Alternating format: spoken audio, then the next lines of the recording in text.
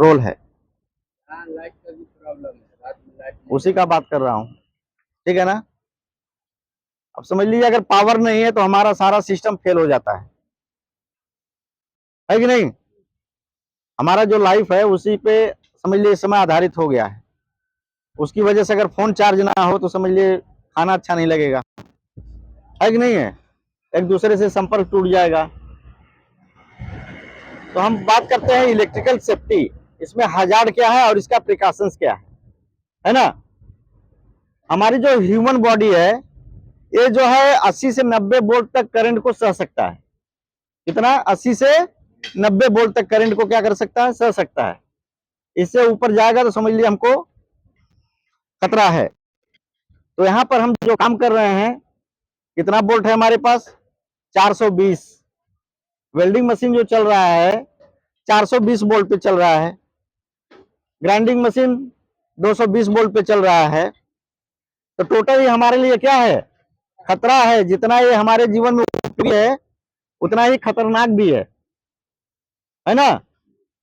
अगर हम सावधानी पूर्वक काम नहीं करेंगे तो इसमें इलेक्ट्रिकल शॉक लगने का खतरा बढ़ जाता है। आदमी क्या करता है, जैसे अपना एक्सटेंशन बोर्ड लगाता है तो ले जाके पहले सॉकेट में घुसा देता है, हाथ में हैंड ग्लव्स भी नहीं रहता, उसके बाद फैलाते हुए आता है। होता है कि नहीं? अक्सर ऐसा होता है। ऐसा नहीं करना है भाई। पहले जॉब पे रखना है उसको, जॉब पे रखने के बाद फैलाते हुए लेके जाना है, तब जा करके कनेक्ट करना है। उसके साथ आपके हाथ में हैंड ग्लव्स होना चाहिए, है ना। तो इसमें दो खतरे हैं, एक इलेक्ट्रिकल शॉक लगने का, एक फायर होने का। शॉर्ट सर्किट होगा तो आग भी लग सकता है, लग सकता है कि नहीं लग सकता है, और इलेक्ट्रिकल शॉक भी लग सकता है हमको। इसमें सावधानियां क्या लेना है, कोई भी कटा पिटा वायर जो है हमको यूज नहीं करना है। किसी भी एक्सटेंशन बोर्ड में ओवरलोड इक्विपमेंट नहीं लगाना है ना। और जो भी हम पावर केबल लेके जा रहे हैं, वेल्डिंग केबल से और पावर केबल से अलग होना चाहिए दोनों। क्या होता है कि वेल्डिंग केबल हीट होता है ना। हीट होने की वजह से जो पावर केबल है उसका इंसुलेशन गल सकता है। गलने की वजह से जो है शॉर्ट सर्किट होने के चांसेज है। पावर केबल आप जो है जहां भी लेके जाएंगे ओवरहेड लेके जाएंगे, है ना। क्योंकि इसके खतरे जो है हमको दिखाई नहीं देते हैं भाई। दिखाई देते हैं? नहीं दिखाई देंगे। कहीं करंट आ रहा है तो हमको दिखाई नहीं देते, हम उसको महसूस कर सकते हैं। या तो किसी को शॉक लगे तब पता चले भाई यहाँ करंट आ रहा है ना। जैसे लाइट जल रहा है, बल्ब जल रहा, आपका इक्विपमेंट चल रहा है तो वहां पावर आ रहा है, तो हम क्या करते हैं? उसको महसूस करते हैं कि भाई नहीं पावर आ रहा है इसमें। इसके हजार जो है खतरे जो है इसको दिखाई नहीं देते हैं, है ना। तो इसके साथ जो भी हम काम कर रहे हैं सावधानी पूर्वक काम कर रहे हैं।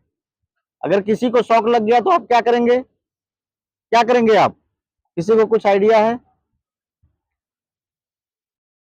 पहले क्या करना है, जहां से पावर आ रहा है वहां से जाकर के उसको बंद कर देना है, ठीक है ना।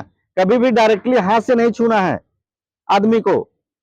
किसी लकड़ी के माध्यम से केबल को हटाना है, और अगर पावर बंद करने के चांसेस है तो बंद कर दीजिए, है ना।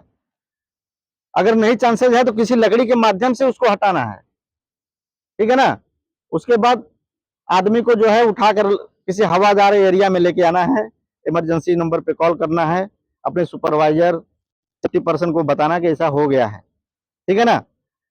देखिए हमारे अभी जो हम इक्विपमेंट यूज कर रहे हैं इसमें सेफ्टी के डिवाइस सारे लगे हुए हैं। उसमें आरसीसी भी लगा है। आरसीसी का काम है 30 मिली एम्पियर पे जो है करंट अगर किसी को लगा, शॉक लगा, हल्का सा भी लगा तो वो ट्रिप कर जाएगा। इसको आपको चेक करना है कि हमारा आरसीबी काम कर रहा है कि नहीं कर रहा, डेली बेसिस पे, है ना। डेली बेसिस पे अपने मशीन के आरसीबी को चेक करना है, एक बार काम कर रहा है कि नहीं कर रहा है। लेकिन हमको आरसीबी के भरोसे नहीं रखना है, अपनी सावधानी जो है हमको रखना है ताकि हमको इलेक्ट्रिकल शॉक ना लगे। ओके भाई, ओके, शुक्रिया, थैंक यू। आज जो है निष्ठापूर्वक यह संकल्प लेता हूं कि अपने देश, अपने परिवार, अपने समुदाय के हित में यथासंभव प्रयास करूंगा। जय सुरक्षा।